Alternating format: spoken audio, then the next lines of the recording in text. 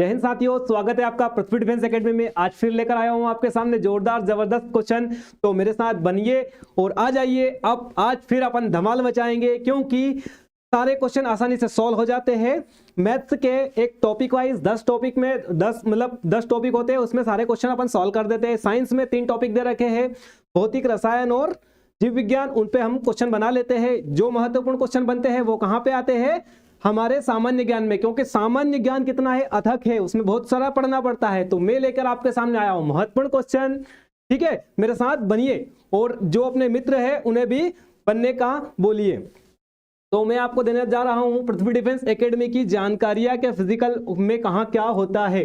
तो sorry, merit के बारे में बताऊंगा पहले, कि जब आप फिजिकल पार कर लेते हो, जब आपने फिजिकल पूरा निकाल दिया, 100% का फिजिकल आपने सबने मार दिया, तो फिर आपके सामने एक पेपर आएगा। क्योंकि आप एनसीसी सी होल्डर नहीं हो, तो उस कंडीशन में आपके सामने आएगी मेरिट लिस्ट। उसमें सामान्य ज्ञान पूछेगा 15 नंबर का, जो मेरे द्वारा आपको दिया जाएगा। ये बहुत ही महत्वपूर्ण क्वेश्चन लेकर मैं आपके सामने रोज आता हूं। ठीक है, और यहाँ पर रजिस्ट्रेशन का सिस्टम दे रखा है और यहाँ बता रखा है कि हमारी मतलब पृथ्वी डिफेंस का एक ही लक्ष्य है, हर कदम वर्दी की ओर। हमारा लक्ष्य सिर्फ एक ही है कि आपको वर्दी पहनाना। और ये जो गोला दिख रहा है, ये वही गोला है 1600 मीटर वाला। और इसमें आपको 60 नंबर पूरे लाना है। और उसके बाद आपके सामने जाता है बीम। उस पर आप बीम पे पूरी 40 बीम, मतलब 10 बीम लगा के पूरे 40 अंक हासिल करना है। और उसके बाद में आपको और भी जानकारियां मिलती रहेगी। तो जो हमारे पृथ्वी डिफेंस एकेडमी में कुछ टाइप की वो होती है तैयारियां, तो उसके बारे में थोड़ा सा बताऊंगा कि ये इस टाइप से हमारे यहाँ बीम, रस्ता, झोल या मतलब सिस्टम पूरा दे रखा है। बढ़ते आपका समय खराब ना करेंगे और बढ़ेंगे आगे। तो आपके सामने मेरिट लिस्ट, आपके सामने ओएमआर सीट आ गई है। ओएमआर सीट आप देखिए और ओएमआर सीट आप लेकर बैठिए। तो जो पृथ्वी डिफेंस एकेडमी में है उनको यह सीट मतलब पहले से दे दी गई है, यह वाली। और जो पृथ्वी डिफेंस एकेडमी में नहीं है और जो मेरे से जुड़े हुए हैं, तो उनको यह लिंक पे दे दी गई है। वहां से लिंक से आप निकाल के रख लीजिए। और इसे बार बार फोटोकॉपी करवाने की जरूरत नहीं है। एक बार 50-60 फोटोकॉपी करवाई, क्योंकि आपके सामने रोज 4 टेस्ट होते हैं और 4 टेस्ट में जय हिंद हर्षद। तो रोज अपने साथ में जुड़ी, मतलब जो रोज देखिए उन्हें और उनके ऊपर काम कीजिए। तो जैसे आज का मेरा आंसर जो लगा है, आज का जो मेरा जो टिक लगा है वो ए लगा है। तो आप भी जल्दी से इसे लेकर बैठिए और फटाफट से इसको करिए, क्योंकि इसमें अगर आप गोले भरते हो तो आपके ज्यादा से ज्यादा समय बचेगा। क्योंकि लास्ट टाइम में क्या होता है कि भैया बोलते हैं, जब जो फेल हो जाते हैं वो लास्ट में ये बोलते हैं कि हाथ ऊपर करवा दिए थे और मैं तो गोला ही नहीं भर पाया, और गोला भरा तो गलत गोला भर दिए, किसी को खाली छोड़ दिया और किसी को भर ही नहीं पाया। तो जल्दी से हम अब बढ़ेंगे क्वेश्चन की तरफ। उम्मीद है कि आप सारे ओएमआर सीट लेकर बैठ गए होंगे। तो अपन बढ़ेंगे क्वेश्चन की तरफ।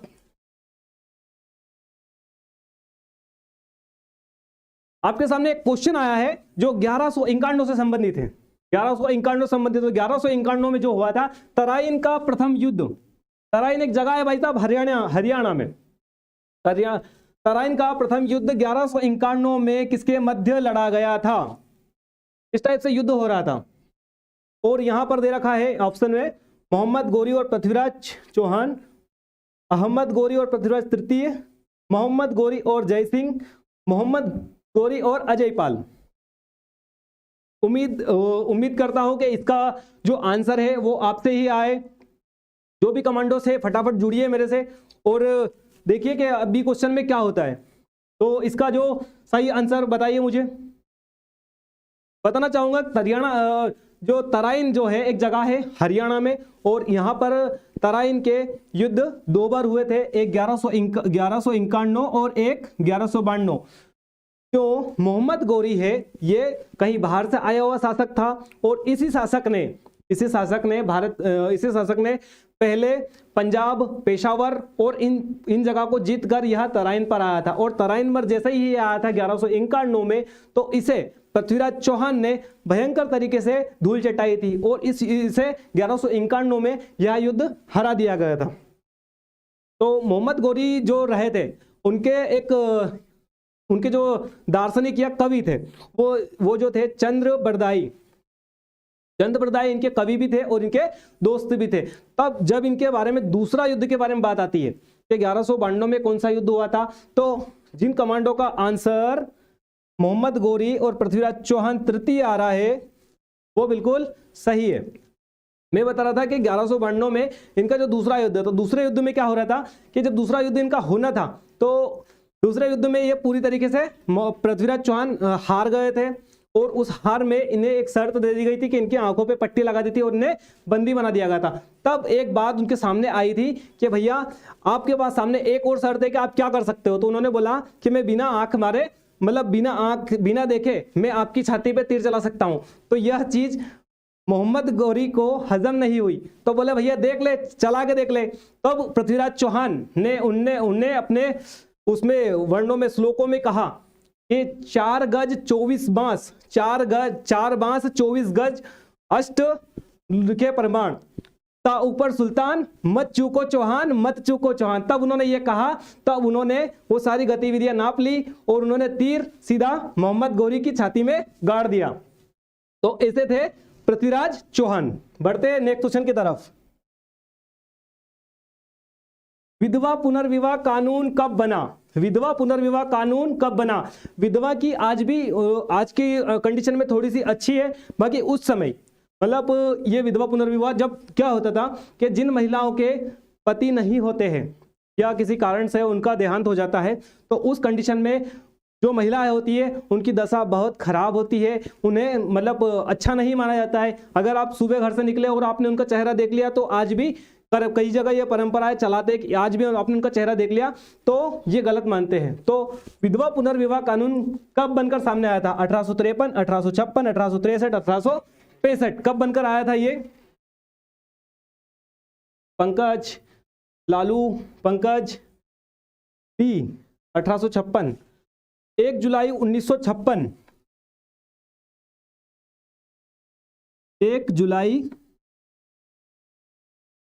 1856, 1 जुलाई 1856 जो भी कमांडो का आंसर आ रहा है वो बिल्कुल सही है, क्योंकि इसमें इस समय जो वायसराय थे वो लॉर्ड केनिन थे और ईश्वरचंद्र विद्यासागर जी थे, उनका इसमें सबसे बड़ा योगदान रहा, क्योंकि उन्होंने इसके लिए बहुत सारे परिश्रम किए थे। ईश्वरचंद्र विद्यासागर जो थे धार्मिक थे, समाज सुधारक थे और राजनीतिज्ञ भी थे। तो इन्होंने उस चीज को देखा, इस महिलाओं की ऐसी कंडीशन देखी, उस समय उनके पास कोई ऑप्शन नहीं था, तो उन्होंने सबसे पहले अपने बेटे की जो शादी करवाई थी वो पुनर्विवाह के अनुसार ही करवाई थी। तब से यह परंपरा चल रही है और इस पे काम किया गया। पंकज, विजेंद्र, हाँ बिल्कुल सही बता रहे हैं, 1856। बढ़ते हैं नेक्स्ट क्वेश्चन की तरफ। आर्य भारत में कहां से आए थे? पश्चिम से, पूर्व से, केंद्र एशिया से या दक्षिण एशिया से? सिर्फ एशिया आए तो पक्का एशिया से थे, आए तो एशिया ही से थे, पर अब आए किस साइड से? दक्षिण, पश्चिम, पूर्व या केंद्र, किस जगह से आए होंगे? पंकज कमांडो बी बता रहे हैं, पूर्व एशिया से। हाँ, तो इसके बारे में बताना चाहूंगा कि ये जो आर्य जो थे, इनका सबसे अच्छा हमें अगर जानकारी मिलनी है तो यह ऋग्वेद में मिलती है। और वेदों की संख्या आपको बता चुका हूं कि वेद जो है वो 4 टाइप के हैं, ऋग्वेद, यजुर्वेद, सामवेद और अथर्ववेद। ये जब भारत में आए थे, जहां से भी आए थे, आंसर बताइए मुझे, ये आए थे तो इनकी जो स्थिति थी वो मतलब एक कबीले जैसी थी, कभी यहाँ रहना, कभी वहां और कभी वहां, मतलब इनका एक स्थायी निवास नहीं था। पहले ये पशुपालन का काम करने लगे, फिर कृषि का काम करने लगे, फिर इनकी स्थिति सुधरी, फिर इन्हें धार्मिक, राजनीतिक और सारे पे काम किया। और ऋग्वेद में यह बताया गया है कि जो 4 भाग में बटे हुए ब्राह्मण, क्षत्रिय, वैश्य और शूद्र, वो यहीं से स्टार्ट होता है। तो यह जो आए थे पूर्व एशिया से आए थे। लालू, पंकज, सुनील पटेल, हाँ बिल्कुल सही, इनका पूर्व एशिया आया है वो बिल्कुल कमांडो सही है। तो फिर आपके सामने एक और योद्धा वाला क्वेश्चन आया है, सभी योद्धा तैयार हो जाए कि आपके सामने एक योद्धा वाला क्वेश्चन आया है। यहाँ पे सिर्फ योद्धा होने की ही बात हो रही है और योद्धा होने से ही बात कर रहा हूं मैं। तो किस अवधि में रामायण और महाभारत की रचना हुई थी? रामायण और महाभारत की रचना हुई थी। ऊपर चल रही है आपके सामने रामायण और नीचे चल रही है आपके सामने महाभारत। तो आपसे यही पूछा है कि किस अवधि में हुई थी, सिंधु घाटी अवधि में, द्रविड़ अवधि में, वैदिक अवधि में या आर्य अवधि में? मध्य एशिया नहीं, उसका आंसर पूर्वी एशिया था देवराज जी, वैदिक सभ्यता। तो मैं बताना चाहूंगा, जैसा कि मैं आपको बताया मैंने कि महाभारत के बारे में बताया था मैंने कि 18 इसमें 18 दिन तक इनका युद्ध चला था, 18 इसमें अध्याय है, और इसकी जो रचना करी थी वो किसने करी थी? वेदव्यास जी ने करी थी। आज रामायण के बारे में जान लेते थे। तो रामायण जो है उसकी रचना वाल्मीकि जी ने की है, और उसमें कितने कांड है? उसमें अध्याय या कांड एक ही चीज बोल सकते हैं, तो उसमें 7 अध्याय या 7 कांड बोल सकते हैं। तो यह जो आए थे, ये कहां से आए थे? यह जो आए थे सूरज सोलंकी, पंकज, देवराज, सुनील, इसका जो सही आंसर है वो आर्य अवधि में आए थे। बढ़ते हैं नेक्स्ट क्वेश्चन की तरफ। मोहम्मद गोरी, अभी आपके सामने पहले क्वेश्चन में मोहम्मद गोरी आया था, पर मोहम्मद गोरी को आपने देखा नहीं था, तो मोहम्मद गोरी आपके सामने है, इन्हें देख लीजिए कि मोहम्मद गोरी ये थे। तो ये मोहम्मद गोरी का मैंने शहर जान करके नहीं बताया था कि मोहम्मद गोरी कहां से आए थे। तो ये अफगान से आया था, इराक से आया था, पर्शिया से आया था या तुर्की से आया था? निखिल, लालू, पंकज, देवराज, सुनील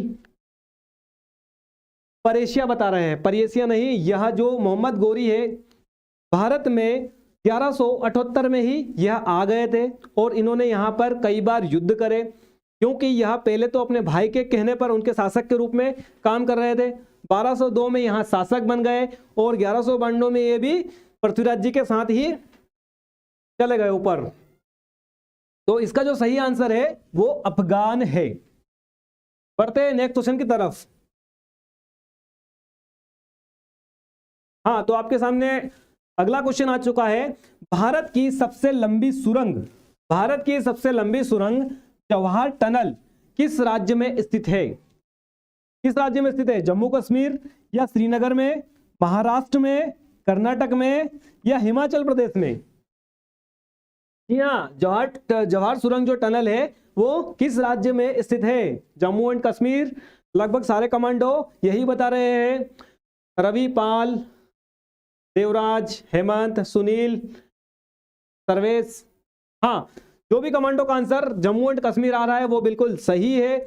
यह जो है जम्मू कश्मीर में बिल्कुल सही आंसर आ रहा है। और अभी ये जो इसकी जो शुरुआत करी थी 1954 से इसकी शुरुआत करी थी, और 1956 में यह बनकर पूरी तरीके से तैयार हो गई थी और इसे चालू कर दिया गया था। अभी हाल ही में जो पीर पंजाल में सबसे बड़ी अभी बोल सकते हैं इसको भारत की जो सबसे बड़ी है वो कहां पर है? वो भी जम्मू कश्मीर में है। उसकी लंबाई लगभग 11 किलोमीटर 2.15 है। ठीक है, तो इस टाइप से कुछ है। और अगर आपसे पूछा जाए कि विश्व में सबसे बड़ी सुरंग कहां है, तो विश्व में सबसे बड़ी सुरंग जो है यूएसए में है, करीब 150 किलोमीटर लंबी। और हाँ, इसमें बताना चाहूंगा कि जो जवाहर सुरंग थी इसमें सीसीटीवी कैमरे लगे हुए हैं, लाइट दे रखा है, हवाओं का पूरा सिस्टम है, मतलब कुछ भी समस्या नहीं आएगी उस सुरंग में से निकल जाएंगे। तो बढ़ते हैं नेक्स्ट क्वेश्चन की तरफ। भारत का सर्वाधिक प्रदूषित नगर, सबसे गंदा शहर के बारे में बात आई है, तो यह कहां पर है? अंकलेश्वर, लुधियाना, कानपुर, पटना। मुझे उम्मीद है कि इसमें ज्यादा से ज्यादा कमांडो हमारे उसी राज्य से है और उसी स्टेट से है जहां पर ये शहर है। तो उस स्टेट मतलब उम्मीद करूंगा कि ये सब मुझे सही आंसर देंगे। रविपाल सी, हर्षद डी, सूरज कमांडो बी बता रहे हैं। हाँ, तो बताना चाहूंगा कि ये सबसे प्रदूषित शहर के बारे में तो जैसे आने ही वाला है, पर सबसे जो स्वच्छ शहर है जो इंडिया में 5वीं बार आया है वो हमारा इंदौर जिला है, और इंदौर जिले में ही हमारी पृथ्वी डिफेंस एकेडमी है। तो मुझे एक बार अगर मेरा मतलब आपको ये पसंद आ रहा है तो आप मुझे लाइक एक बार जरूर कीजिए। तो इसका जो सही आंसर आ रहा है अंकलेश्वर, और अंकलेश्वर जिन भी कमांडो का आंसर अंकलेश्वर, सर्वेश यादव बता रहे हैं ए बिल्कुल सही आंसर आ रहा है। ए ये जो है कहां पर है? गुजरात में है। और बताना चाहूंगा कि सबसे स्वच्छ राज्य के बारे में अगर आपके सामने बात आ जाए तो वो क्या रहेगा? वो रहेगा आपके सामने छत्तीसगढ़। और सबसे सुंदर देश की बात आ जाए तो जो बर्फ वाला हमारा देश है, मुझे कमेंट में बताइए कौन से देश में सबसे ज्यादा बर्फ है। कमेंट करके बताएं, ये क्वेश्चन आपके साथ आखिरी तक बना रहेगा कि सबसे ज्यादा सुरक्षित सबसे ज्यादा स्वच्छ शहर कौन सा है। स्कॉटलैंड। सर्वेश यादव बता रहे हैं स्कॉटलैंड बिल्कुल सही आंसर है। बढ़ते हैं नेक्स्ट क्वेश्चन की तरफ। श्रमिक दिवस कब मनाया जाता है? श्रमिक दिवस किस तिथि को मनाया जाता है? जैसे कि जय जवान होता है वैसे जय किसान होता है, और जय किसान के लिए ही यह नारा दिया गया था। तो यहां पर पूछा है कि श्रमिक दिवस कब मनाया जाता है। सुनील, सर्वेश ए बता रहे हैं 1 मई, 4 मई। 1 मई है क्या इसका? 4 मई, 5 जनवरी या 26 नवंबर। 26 नवंबर को जैसे कि मैंने बताया था कि यहां पर संविधान दिवस मनाया था। संविधान दिवस मनाया था। अभी ये हट गया है, अभी आपके सामने 3 ऑप्शन है। तो कब मनाते हैं? सर्वेश यादव, सूरज, पंकज। हाँ बिल्कुल, जो ये बता रहे हैं वो बिल्कुल सही बात है। बात चलते हैं हम शिकागो में। यहाँ 1883 में क्या हो रहा था? मजदूरों के साथ शोषण किया जा रहा था, उनके साथ जबरदस्ती काम करवाया जाता था। 15-15 घंटे तक उनसे काम करवाया जा रहा था। लगातार काम करके मजदूर थक जाता था, पर उनको वो धनराशि नहीं मिलती थी जो उनको चाहिए होती थी। और उसके बाद में यह भारत के संविधान में अनुच्छेद 42 और 43 में भी दर्शाया गया है कि श्रमिकों के लिए एक व्यवस्था होना चाहिए। तो वहां पर ये जो हुआ था ये इसी कारण से हुआ था, और इसी को देखते हुए करीब करीब सारे देशों में यह आंदोलन हुआ था। और इस आंदोलन को देखते हुए सारी जगह से मतलब एक संगठन बना, और इन संगठन ने प्लान करा कि भैया कोई भी मजदूर हो, श्रमिक हो, वह सिर्फ 8 घंटे काम करेगा। तो बिल्कुल जिनका आंसर सही 1 मई आ रहा है वो बिल्कुल सही है। बढ़ते हैं नेक्स्ट क्वेश्चन की तरफ। भारत के किस निशानेबाज ने लंदन ओलंपिक खेलों में 2012 में रजत पदक प्राप्त किया? रजत पदक प्राप्त किया। विजय कुमार, राजवर्धन सिंह राठौर, मानवजीत सिंह सिंधु या समरेश जंग? बताना चाहूंगा कि इसी में गगन नारंग जी जो है उन्होंने भी शूटिंग में ही 10 मीटर शूट में क्या करा था? एक पुरस्कार जीता था जो कांस्य पदक था। अगर आपके सामने जब पूछा जाएगा कि लंदन में जो ओलंपिक हो रहे थे 2012 में, तो उस समय गगन नारंग ने कौन सा पदक जीता था? तो उन्होंने कांसा जीता था। अभी यहाँ रजत पदक की बात हो रही है, और आपके सामने एक अच्छा सा क्वेश्चन का आंसर बन जाता है कि आपसे अगर क्वेश्चन पूछा जाए कि 2012 के ओलंपिक गेम्स कहाँ हुए थे? 2012 में जो लंदन ओलंपिक्स हुए थे कहाँ? लंदन में। और 2016 में यह कहाँ हुए थे? Rio de Janeiro. और 2021 में जो 20 में होना था वो 21 में हुए कहाँ? टोक्यो में। और 2024 में जो होना है वो होंगे पेरिस में। तो इन बातों को सबको नोटिस कीजिए, आप लिखिए अपनी कॉपी में, ताकि बार बार अगर आपसे ओलंपिक से क्वेश्चन बने या पूछे तो आप पे सारे क्वेश्चन बन जाए और आप उससे अपनी गोलियां धड़ धड़ चला दो। तो इसका सही आंसर ए बता रहे हैं रविपाल, देवराज, पंकज, सूरज जी। कमांडो बिल्कुल सही आंसर आ रहा है। विजय कुमार, इन्होंने रजत पदक जीता था, वो भी 25 मीटर में जीता था। बढ़ते हैं नेक्स्ट क्वेश्चन की तरफ। हॉकी का जादूगर, फिर से आ गए भैया हॉकी लेकर। हॉकी के जादूगर किसे कहा जाता था? जिन पर शक किया गया था और उनकी हॉकी तोड़ दी गई थी। जिन पर शक किया गया था और उनकी हॉकी के अंदर उसे झांक कर देखा था कि इसमें चुंबक तो नहीं लगी है, ये वही जादूगर है जो 16 साल की उम्र में फौज में चले गए थे, और उसके बाद इनको हॉकी के बारे में कुछ जानकारी नहीं थी। बाकी इनके जो मेजर थे उन्होंने इन्हें प्रोत्साहित करा कि भैया ऐसे हॉकी जैसा भी कोई गेम होता है। इन्होंने हॉकी खेलना शुरू करा, और हॉकी खेलते खेलते यह कब हॉकी के जादूगर बन गए यह इनको भी पता नहीं चला। तो आप भी अपनी फील्ड में, रनिंग में, जहां रिटर्न में तैयारी कर रहे हो, तो आप ये ना मतलब ये चीज के सोच के नर्वस ना हो कि भैया हमारा कुछ होगा या नहीं होगा। आपका जरूर होगा, क्योंकि आप भी वही कर रहे हो जिसके बारे में आपको पता नहीं है। पर पृथ्वी डिफेंस एकेडमी ऐसी है जहां आपको पहले से उस चीज से रूबरू करवा दिया जाता है। तो आ जाते हैं हम हॉकी के जादूगर पे। तो हॉकी के जो जादूगर है वो कौन है? मेजर ध्यानचंद। इनकी बात करें तो अभी जो हाल ही में जो पुरस्कार दिया जाता था, राजीव गांधी पुरस्कार, उसका पुरस्कार चेंज, उसका नाम बदलकर उसे क्या नाम दे दिया गया है, मेजर ध्यानचंद पुरस्कार दिया गया है। इनके बारे में एक बात और बताऊंगा कि इन्हें हॉकी का जादूगर किसने कहा था। तो इन्हें हॉकी का जादूगर जब जर्मनी की टीम के साथ भारतीय टीम भिड़ी थी, तब इन्होंने क्या करा था, वहां ग्राउंड गीला हो रहा था वहां पर, तो इन्होंने अपने वहां पे जूते निकाल दिए थे और नंगे पैर ही इन्होंने लगातार गोल दागते रहे। वो गोल देखते हुए इन्हें वहां पर जब जर्मनी का जो कौन था, हिटलर, जर्मनी का राष्ट्रपति हिटलर था, उन्होंने इसे देखा तो कहा कि यार ये हॉकी का जादूगर है। तो जो हॉकी का जादूगर नाम पड़ता है ये हिटलर से पड़ता है। तभी हिटलर ने इन्हें ऑफर भी किया था कि आप एक काम कीजिए, आप वहां पर कौन से पद पर हो। तो उन्होंने बोला मेजर।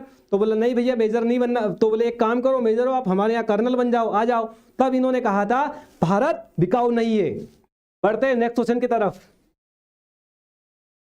पंचतंत्र के लेखक आपके सामने पंचतंत्र है, इसका लेखक कौन है? भवभूति, रामधारी सिंह दिनकर, खुशवंत सिंह, विष्णु शर्मा, हर्षद, सूरज, हर्षद, सुनील पटेल, हर्षद जी कमांडो, बिल्कुल, जिनका खुशवंत सिंह नहीं है इसका आंसर डी है, विष्णु शर्मा या विष्णुगुप्त शर्मा या चाणक्य। इनका दूसरा नाम चाणक्य या कौटिल्य के नाम से भी जाना जाता है। जैसे कि मिथुन सर ने कल आपको बताया था कि इनके जो मतलब इन्होंने एक बुक की खोज की थी, वो कौन सी बुक थी? अर्थशास्त्र। और ये जो थे इनके टाइम पे जो चल रहा था चंद्रगुप्त मौर्य शासनकाल चल रहा था। और पंचतंत्र में 5 मुख्य इसके अध्याय है और 101 कहानियां बताई गई है। इसमें पंचतंत्र अगर आप पढ़ते हो तो आपको आपके मित्र के बारे में पता चलता है कि आपको कैसा मित्र बनाना चाहिए। बढ़ते हैं नेक्स्ट क्वेश्चन की तरफ। विश्व का ऐसा कौन सा देश है जो आज तक किसी का गुलाम नहीं रहा? विश्व का ऐसा कौन सा देश है जो आज तक किसी का गुलाम नहीं रहा? तो अमेरिका, स्पेन, नेपाल, ये चाइना। यहां आपके सामने विश्व बना हुआ है, तो यहां ऐसा कौन सा देश है जो आज तक किसी का गुलाम नहीं रहा?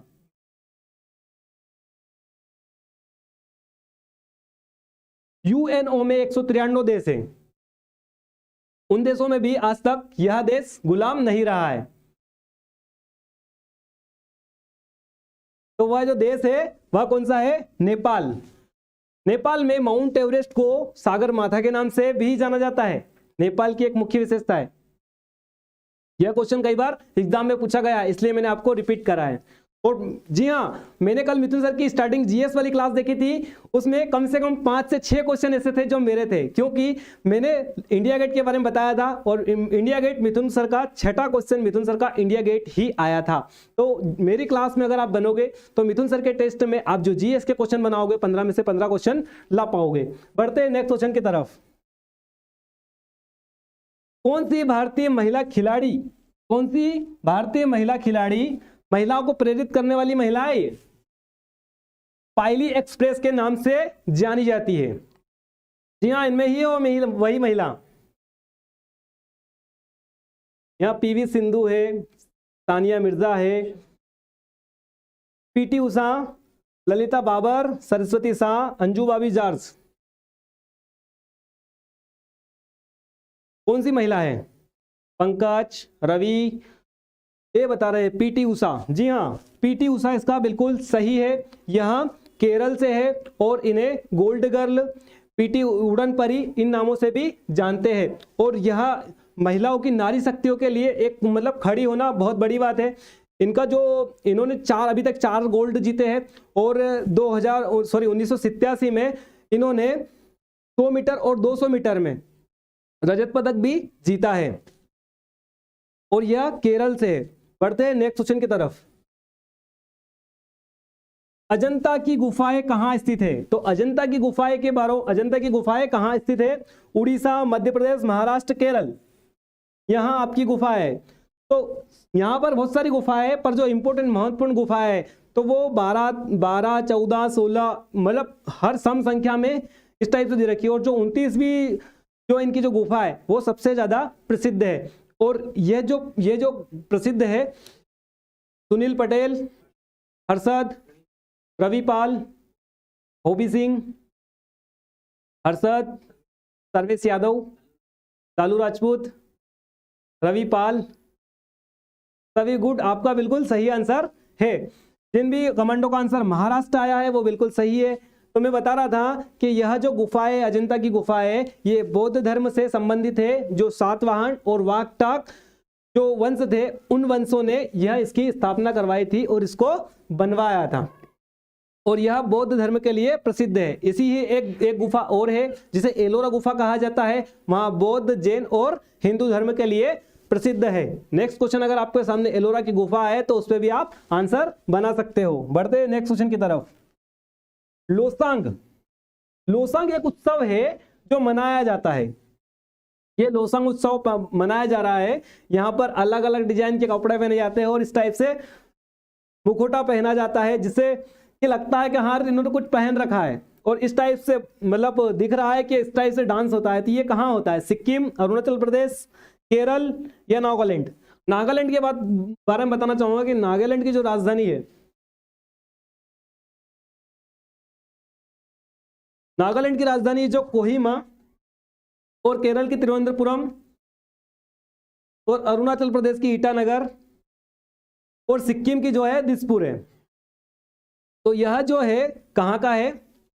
दिसपुर का नृत्य है। और यह जो नृत्य है ये क्यों मनाया जाता है? तो इसका जो मुख्य उद्देश्य है, ये 10वें महीने की मतलब 10वें महीने के 18वें दिन जब इनकी फसल पूरी तरीके से आ जाती है, उसके उत्सव में यह दिवस मनाते हैं। तो जी बिल्कुल, जिनका सिक्किम आंसर आया है वो बिल्कुल सही है। गिरनार पहाड़ी कहाँ स्थित है? गिरनार पहाड़ी कहां पर स्थित है? ये गिरनार पहाड़ी आपके सामने है। ये कहां पर स्थित है? गुजरात, उड़ीसा, गोवा, असम।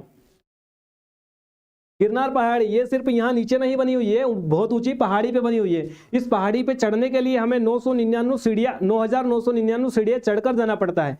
और यहाँ पर एक मंदिर बना है जो जैन धर्म के लिए प्रसिद्ध है। जैन भिक्षुक जो थे यहाँ पर, नंद जी करके कुछ थे, उनका नंद जी के मतलब उनका निर्वाण यहाँ हुआ था। तो यह जो है कहाँ पर है? और गिरनार को गिरिराज नाम से भी पहले जानते थे। तो यह जो है कहाँ पर? गुजरात में है। बढ़ते हैं नेक्स्ट क्वेश्चन की तरफ। हर्षद, ओबी सिंह, रवि पाल, लालू राजपूत, पंकज चौधरी, अंकुश सिंह। गुड, वेरी गुड, बिल्कुल आप सही जा रहे हो। बने रहे इसी तरह, और एक बार मेरी मेहनत के लिए लाइक जरूर कीजिए, क्योंकि मैं देख रहा हूं कि आप भूल जाते हो बाद में। तो बढ़ते क्वेश्चन पे अपन फिर से। क्वेश्चन नंबर 17 कह रहा है, तोता हिंद के उपनाम से किसे जाना जाता है? यह है वो महाशय जिन्हें जाना जाता है इब्न बतूता, असीम, अमीर खुसरो या दयाराम? क्या दयाराम जी है? इब्न बतूता है? असीम सर है क्या? या अमीर खुसरो है? कौन है? तो तोता हिंद के नाम से जो जाने जाते हैं वो जाने जाते हैं अमीर खुसरो। ये लगातार 7 राजाओं के शासनकाल में अलग अलग रहे। इन्होंने ही तबला और सितार जैसे वादक की क्या करी थी? खोज करी थी। और इन्हें ही गायक का जन्मदाता भी कहा जाता है। कहते हैं कि इनके जो गाने या तबले बजने पे बहुत सारी प्रतिक्रिया बदल जाती थी, लोगों की मानसिकता बदल जाती थी। जहां लोग दुखी परेशान होते थे, जो इनकी तान सुनकर, इनके तबले की आवाज सुनकर अपने जो मानसिक जो स्थितियां जो होती थी, कहीं बदले हुए थे, कहीं जाना था और कहीं पहुंच जाते थे। तो इनके लिए इसलिए बहुत ज्यादा प्रसिद्ध हुए हैं। बढ़ते हैं नेक्स्ट क्वेश्चन की तरफ। आदि शंकराचार्य, आदि शंकराचार्य का जन्म कहां हुआ था? आदि शंकराचार्य जी आपके सामने है कि आदि शंकराचार्य जी का जन्म कहां हुआ था? कलाडी का डी है ये, कांचीपुरम, मथुरा, काशी, किस जगह पर हुआ था इनका जन्म? ओबेश, रवि, पंकज, सुनील, आदित्य चौहान। जी, जिनका आंसर कलादी आ रहा है वो बिल्कुल सही है। और कलादी जो अभी है फिलहाल में कहां पर है? वाराणसी में है। और वाराणसी के पास में जस्ट एक पास में क्या है? काशी शहर है। और काशी में ही अशोक ने अपना क्या बनाया था? अशोक ने अपना एक शिलालेख बनाया था यहाँ पर, और वहीं पर महात्मा बुद्ध ने अपने प्रवचन पहली बार दिए थे, जिसे धर्म चक्र प्रवर्तन के नाम से जाना गया था। बढ़ते हैं नेक्स्ट क्वेश्चन की तरफ। गुरु नानक जी के बारे में सभी ने सुना होगा। यह जो भारत का है, ये चौथा बड़ा धर्म है, और इस धर्म का सिर्फ एक ही उद्देश्य है, एकता बनाए रखना, लोगों का भला करना और अपनी सामंजस्यता को लोगों के साथ शामिल करना, मतलब सारे जो अच्छे कार्य है वो इनके साथ जोड़ना। वैसे कोई भी धर्म गलत कार्य के लिए नहीं बताता, पर यह जो लेके आए थे ये बहुत सारी अलग अलग चीजें लेके आए थे, जैसे खालसा पंथ, उसके बाद लंगर व्यवस्था, ऐसी कई सारी चीजें यह लेकर आए थे। तो इनसे पूछा है कि इनका जन्म कब हुआ था, तो इनका जन्म जो हुआ था 15 अप्रैल, और इसमें 10 गुरु हुए थे। इनके जो लास्ट गुरु थे गुरु गोविंद सिंह जी थे, और पहले गुरु जो थे गुरु नानक जी थे, जिनका जन्म 1469 ईस्वी में, ईस्वी पूर्व 15 अप्रैल 1469 में हुआ था। बढ़ते हैं नेक्स्ट क्वेश्चन की तरफ। भारत के किस भाग में बंबू नृत्य किया जाता है? क्या क्या नृत्य होते हैं भैया अलग अलग? ये इस टाइप से होता है बंबू नृत्य। यहां पर देखिए आप, बंबू नृत्य इस टाइप से होता है। तो ये कहां होता है? मेघालय, मिजोरम, नागालैंड, मणिपुर। जी हाँ, बताना चाहूंगा कि जो मिजोरम की राजधानी है आइजोल, यहां पर जब फसल कट जाती है, वहां पर फसल आ रही थी, यहाँ पर फसल कट जाती है, और जब सब लोग फ्री हो जाते हैं तब यह लोग उत्सव मनाते हैं और इस टाइप से डांस करते हैं, जिसे हम बंबू डांस कहते हैं। तो यह कहाँ होता है? मिजोरम में। बढ़ते हैं नेक्स्ट क्वेश्चन की तरफ। कुदई महाराज का संबंध किस वाद्य यंत्र से है?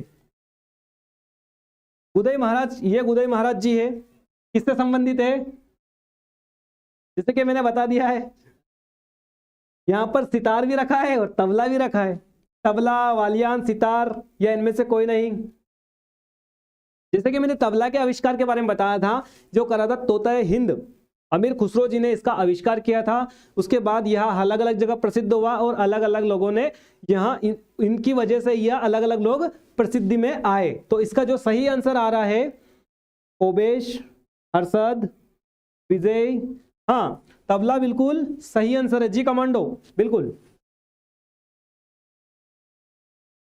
हर्षद, गोविंद, विजय, राणे बिल्कुल सही आंसर जा रहे हो। गुड, ऐसे ही बिल्कुल सही आंसर देते रहो।